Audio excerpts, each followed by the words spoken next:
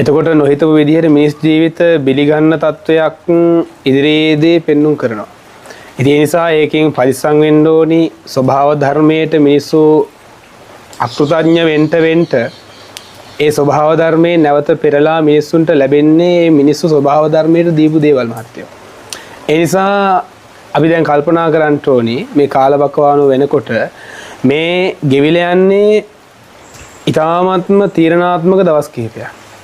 ඒ කියන්නේ මේ දවස් ටිකේ අපිට ගොඩක් දුරට ජීවිත අනුතුරු පිළිබඳව ඒ වගේම ඒ කියන්නේ මිනිස්සු ස්වභාව ධර්මයට දීපු දේවල් නැවත පෙරලා ස්වභාව ධර්මයේ මිනිසාට දෙන යුගයක් බවට මේ යුගයේ පත් වෙලා තියෙන්නේ.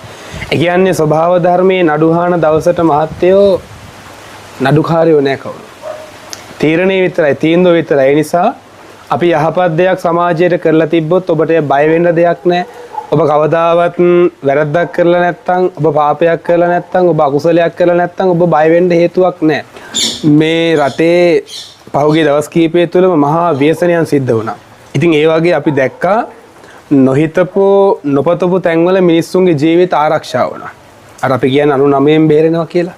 එහෙම බේරිච්ච අවස්ථා අනන්තවත් තිබුණා. ඉතින් ඒ නිසා මේ වෙලාවේ අපි මේ ගෙවන්නේ තීරණාත්මක දවස් කිහිපයක්. මොකද මේ වර්ෂය අවසන් වෙන්නේ ඉතාමත්ම ළඟයි. ඒ කියන්නේ මම එදත් මහත්වෝ අපි මේ පිළිබඳව සාකච්ඡා කරා. මේ පිළිබඳව අපි කතා කරා.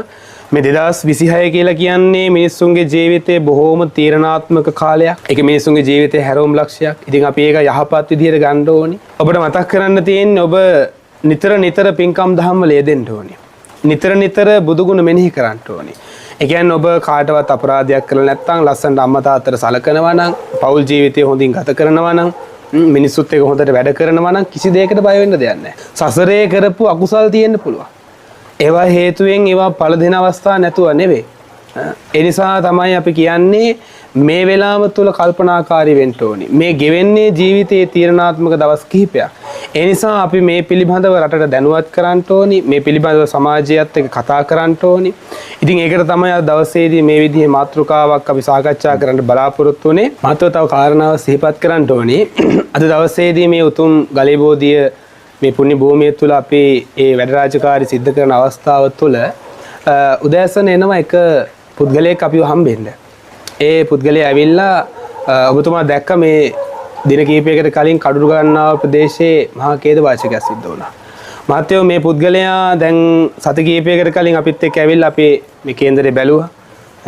ඊළඟට මේ පුද්ගලයාගේ ජීවිතේ වෙන්න තියෙන දේවල් පිළිබඳව අපෙන් අහගත්තා.